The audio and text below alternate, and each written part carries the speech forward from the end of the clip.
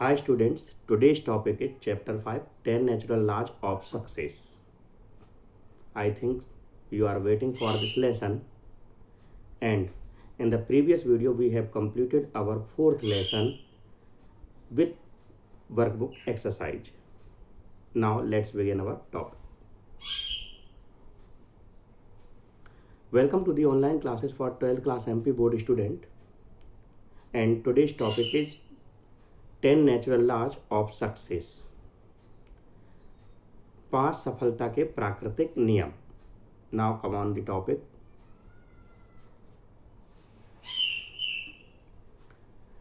The chapter name is 10 natural law of success. Success, that is सफलता. ला, नियम. Natural, प्राकृतिक. सफलता के 10 नियम जो इस अध्याय में हम पढ़ेंगे और देखेंगे कि वो कैसे हमारे जीवन में कार्य करते हैं.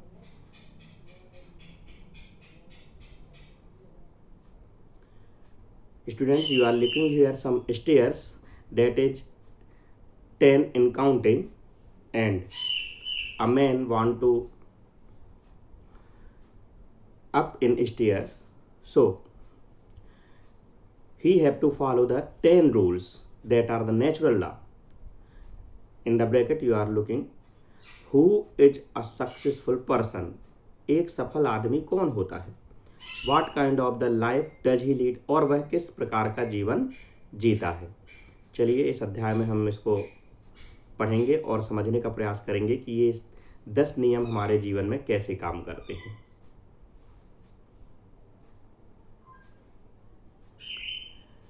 Natural laws like gravity are fundamental pattern of nature and life.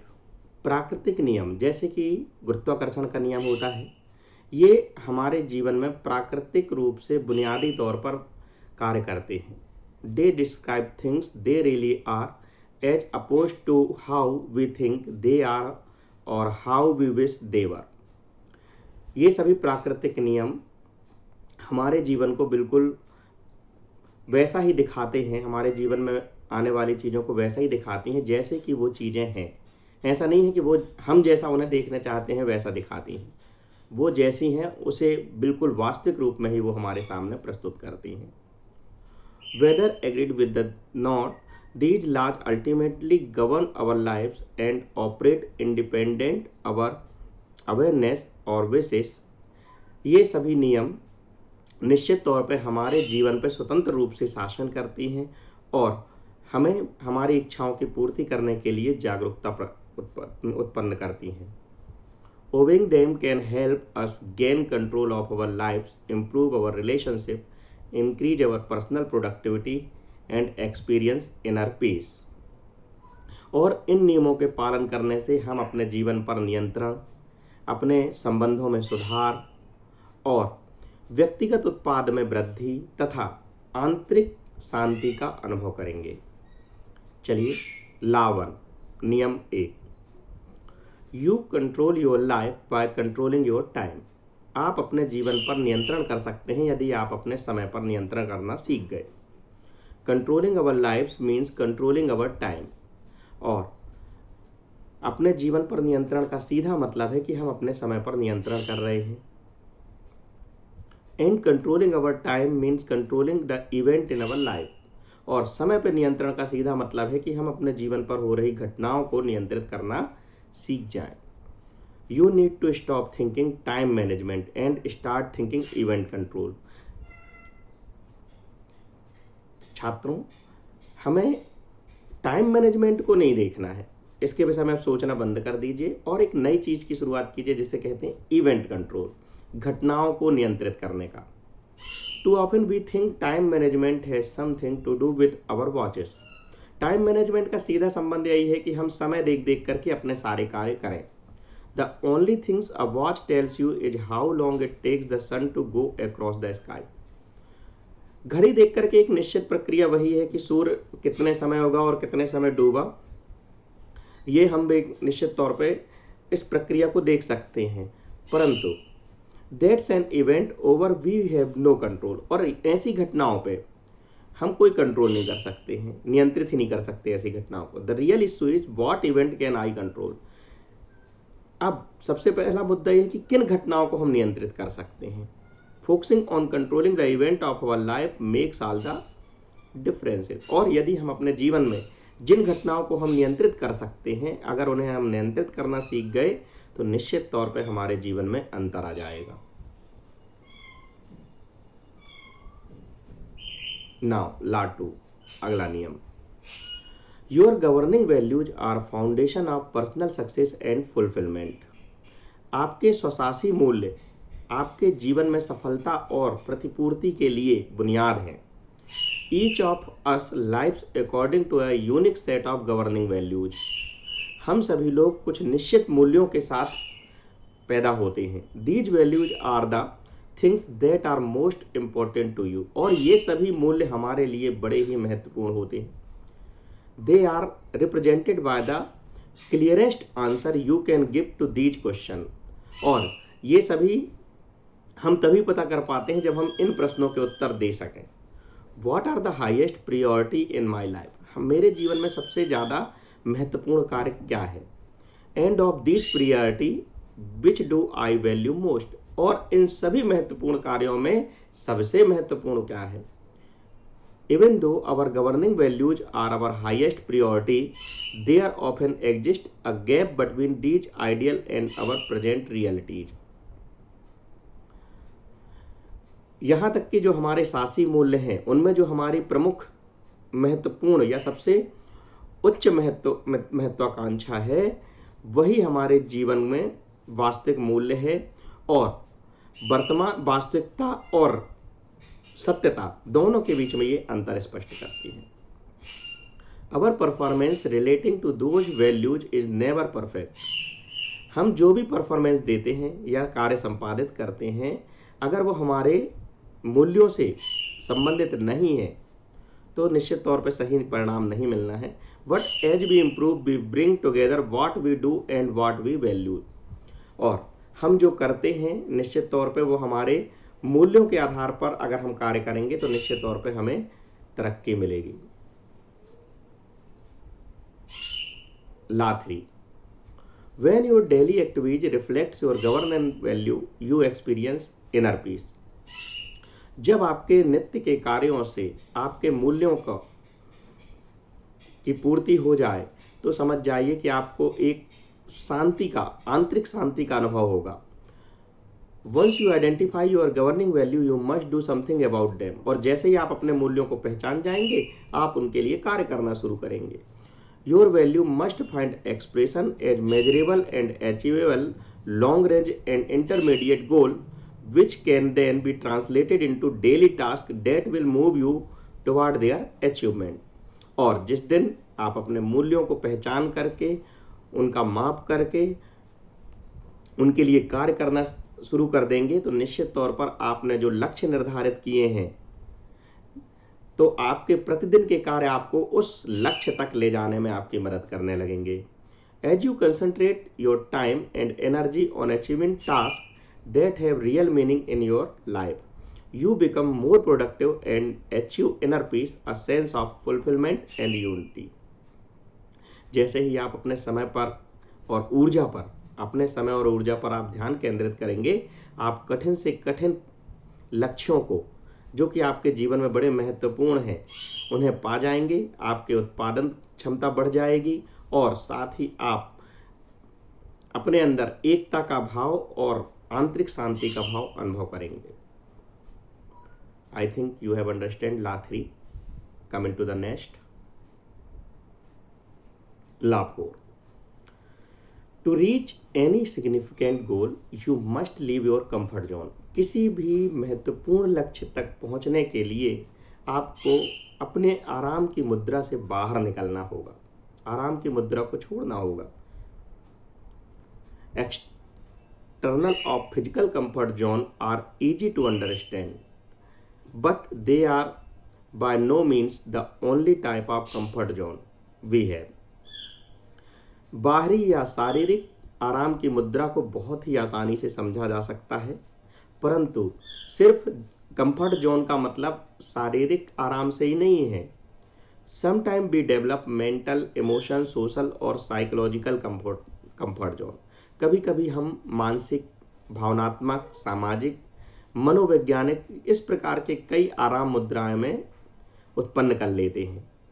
These can be much more difficult to leave than the physical comfort zone. और इस प्रकार के आराम मुद्रा से बाहर निकलना शारीरिक आराम की मुद्रा से बाहर निकलने से कहीं ज़्यादा अंतर होता है इसमें।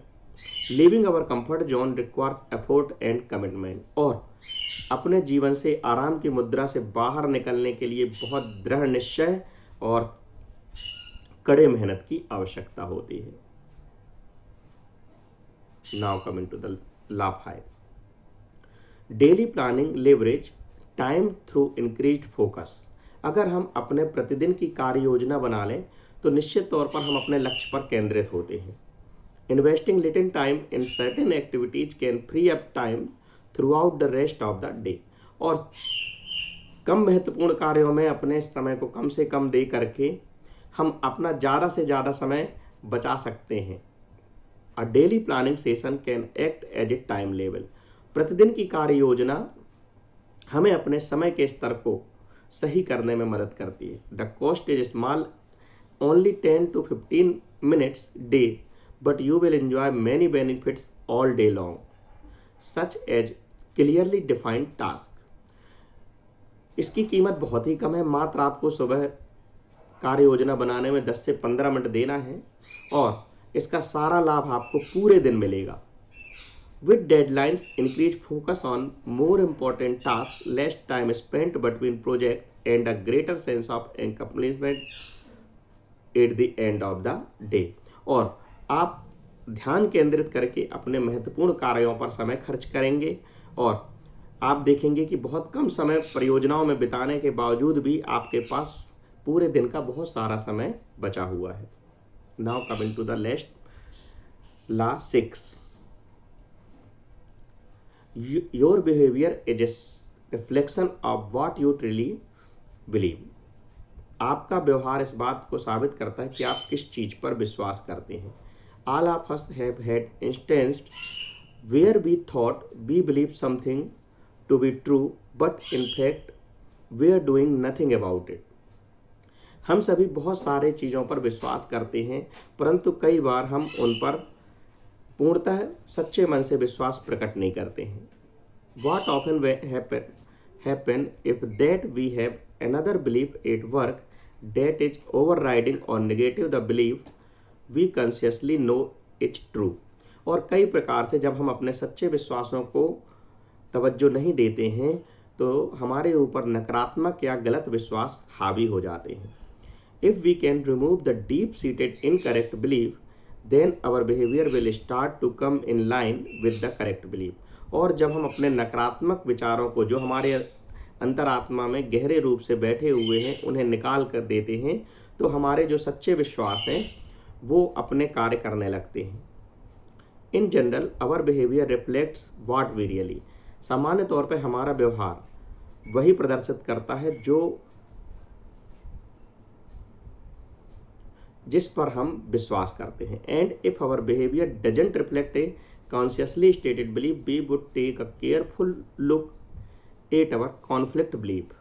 और अगर हम अपने सामान्य सच्चे विश्वासों के विपरीत कोई कार्य करते हैं तो निश्चित तौर पर हमारे अंतरात्मा में एक द्वंद्व हो जाता है जिसे हम विश्वासों का द्वंद्व कहते हैं। ला 7, you satisfy need when your belief are in line with reality. अगर आपके सच्चे विश्वास सही रूप से कार्य करेंगे तो आप वास्तविकता और अपने विश्वास के साथ सामंजस्य बिठा पाएंगे। How can you tell whether a belief, attitude or opinion is correct? अब आपके मन में एक प्रश्न उठ रहा होगा कि आप कैसे पता करेंगे कि आपका जो विश्वास है वो सही है।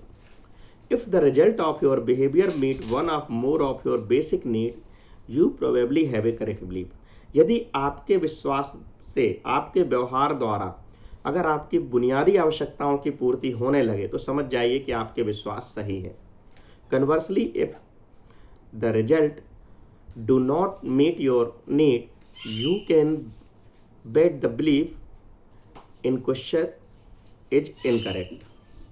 और इसी का उल्टा आप अगर कर लें ये अगर आपकी आवश्यकताओं की पूर्ति आपके कार्यों से नहीं हो रही है तो निश्चित तौर पर आपके जो विश्वास हैं वो सही नहीं है।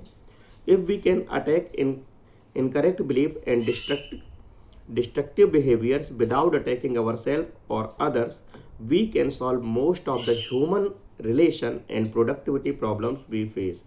और यदि हम अपने इन गलत विश्वासों पर हमला करके उन्हें खत्म कर दें और स्वयं पे के विश्वासों को जीवित कर लें जो इसको हम सही मानते हैं, तो निश्चित तौर पर मानवीय संबंध और उत्पादन की जो समस्या है उसको हम आसानी से हल कर पाएंगे। नाउ ला 8 नियम 8, negative behaviours are overcome by changing incorrect belief. नकारात्मक व्यवहार तभी उत्पन्न होते हैं जब हमारे अंदर जो विश्वास हैं उनको हम गलत विश्वासों को प्राथमिकता देते हैं। Incorrect belief will produce negative self defeating behaviour. गलत विश्वास हमारे अंदर नकारात्मक का भाव उत्पन्न करते हैं। Left unchecked negative behaviour will defeat your attempts to take control of your life. और अगर आप इन्हें नहीं छोड़ेंगे तो ये आपके जीवन में नकारात्मकता लाएंगे। Any negative behaviour is a symptom of A reactive way of life. और नकारात्मक व्यवहार आपके जीवन में निराशा और अक्रियता उत्पन्न करते हैं। Negative behaviour is often the result of trying to meet needs with incorrect और इनएप्रोप्रिएट बिलीफ। और नकारात्मक व्यवहार से आपको मिलने वाली आवश्यकताओं की होने वाली पूर्ति भी नकारात्मक होंगी। Because the belief are not rooted in reality, they can not produce behaviour and result that will satisfy the unmet need. और चूंकि नकारात्मक जो व्यवहार होते हैं इनका कोई जड़ नहीं होता है, इनका कोई रूट नहीं होता है, तो निश्चित तौर पे इनसे मिलने वाला परिणाम भी आपको संतुष्टि प्रदान नहीं करेगा। As we apply inappropriate behavior to satisfy the need, we get trapped in a downward spiral। और अगर हम इन नकारात्मक व्यवहारों को लेकर के काम करते जाएंगे तो निश्चित तौर पे हम तरक्की के बजाय नीचे की ओर जाएंगे। ला 9, your self esteem must ultimate come from with in. आपका आंतरिक विश्वास, आपकी अंतर्भावना स्वयं आपके अंदर से आनी चाहिए। We all seek to feel good about our self and validate our feeling of self worth. हम आत्मयोग्यता को वैधता प्रदान करेंगे और अपने अंदर फील गुड, अच्छा होने का भाव महसूस करेंगे। But if we believe that our self worth depend on the approval of other, we may act contrary in our deepest value. और यदि हम दूसरों के कहने पर अपने अंतर शक्तियों को जानेंगे तो निश्चित तौर पे हम अपने अंदर छुपे हुए मूल्यों से विरोधाभास उत्पन्न करेंगे। This can be a highly reactive way of living and incredibly stressful. और इस तरीके से हमारे जीवन में तनाव उत्पन्न होने लगेगा। Only when we live in accordance with our own values will we find the self esteem and fulfilment that come from within. और जब हम अपने सच्चे विश्वास में, अपने सच्चे मूल्यों के साथ में अपने कार्यों को करने लगते हैं तो निश्चित तौर पे हमें आंतरिक संतुष्टि अंतरात्मा से ही मिलेगी। Now in the last law 10, give more and you will have more. ज्यादा दो ज्यादा पाओ। भारतीय पद्धति में भी एक कहावत है, जो बोएगा वही पाएगा। When we have an excess of anything, wealth, talent, knowledge, ability, experience, जब हमारे पास जो भी चीज अधिक है, चाहे धन हो, चाहे योग्यता हो, चाहे ज्ञान हो, चाहे क्षमता हो और चाहे अनुभव हो, we have an obligation to share that excess with others in way that makes a difference. यदि हम इन सब चीजों का एक दूसरे के साथ मिल बांट करके उपयोग करने लगें या बंटवारा कर लें तो निश्चित तौर पे एक नया अंतर आ जाएगा। If we all shares in this way, most of the world problem could be solve. और सभी लोग इन सब चीजों को शेयर करने लगेंगे तो समस्याएं आधी रह जाएंगी। When we find ways to share our access with others, especially if they show through hard work, loyalty, creative talent, or even friendship, that they deserve a portion of it, that access will grow faster than if we had it for ourselves। और हम अपनी आवश्यकता से अधिक चीज़ों को अगर दूसरों के साथ बांटकर उसका उपयोग करने लगें और इस प्रकार से शेयरिंग में अपनी कड़ी मेहनत, वफादारी, उत्पादन योग्यता, दोस्ती और इन सब के आधार पर अगर हम एक दूसरे की मदद करने लगें तो निश्चित तौर पे हमारे जीवन में एक अंतरंगता और आनंद पैदा हो जाएगा। बिल्कुल वैसे ही समझ लीजिए कि अभी कुछ दिन पहले आनंद करके कुछ प्रोग्राम आया था सरकार का, जिसमें हमारे पास जो ज़्यादा चीज़ें थी, जैसे हमारे पास अगर अतिरिक्त कपड़े हैं, जूते हैं या चद्दर हैं, तो इनको अगर अपन बाहर दे देते थे और वहाँ पर दूसरे लोग भी अपनी अतिरिक्त आवश्यकताओं की चीज़ें बाहर रख देते थे, तो जिसको जो आवश्यकता होती थी वो ले जाते थे। तो ये शेयरिंग जो है वो इसी ला 10 से ही निकल करके आई है। दिस 10 ला वर्क, ये 10 नियम हमेशा कार्य करते हैं। I know this from my own experience and from the experience of thousand of others who have put them to the test. The writer Hyrum W Smith अपने अनुभव और स्वयं अपने सबकों से हजारों लोगों पर उन्होंने जब ये टेस्ट किया है, तब कहीं उन्होंने नियमों को लिखे हैं और उन्होंने अपने अनुभव को आपके साथ साझा किया है। I think all the laws has been complete and I think you have understand the lesson. Now it's time for your homework. You have to choose hard words from this lesson, underline them and note it in the notebook and find their meanings from dictionary. I hope you will understand all this. Thank you for watching this video. I am Shiv Kumar Jharia, उच्च माध्यमिक शिक्षक, government girls higher secondary school Baghraji, विकास खंड कुंडम, जिला Jabalpur. Thank you for watching this video.